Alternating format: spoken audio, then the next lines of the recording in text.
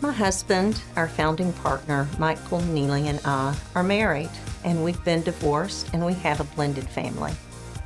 We've lived a lot of the issues around divorce and around raising healthy, happy children after divorce. And we've often seen our own children struggle with the challenges of being part of a two-household family. Sometimes you'll see that a child needs extra time transitioning from the other parent's house to your home.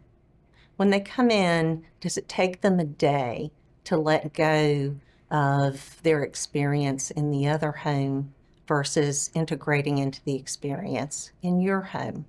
Pay attention.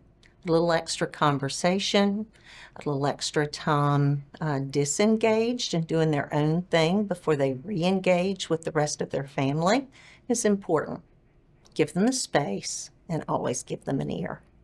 Many parents struggle with knowing how much to tell their children about the divorce during the divorce process. Some attorneys may advise you to say nothing, and some attorneys may advise you to get in the middle of everything.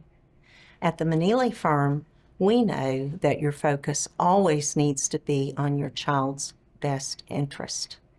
If you're focused on your child's best interest and you're learning and working to grow as a parent in order to protect and nurture your child, you're not only advancing your relationship with your child, you're going to use the language and make the decisions that the courts look for when they're deciding where a child should be placed and how much custodial time a parent should have with their child. Unless you're dealing with a situation where one parent is engaged in physical or mental abuse of a child, generally it's important that children have a solid relationship with both their parents. Parents can work together, collaborate, and communicate in order to make sure that a child is comfortable talking about the other parent with the parent that they're with in the moment. They should be allowed to have photographs. They should be allowed to have conversation. They should be allowed to integrate the life with the other parent into your life.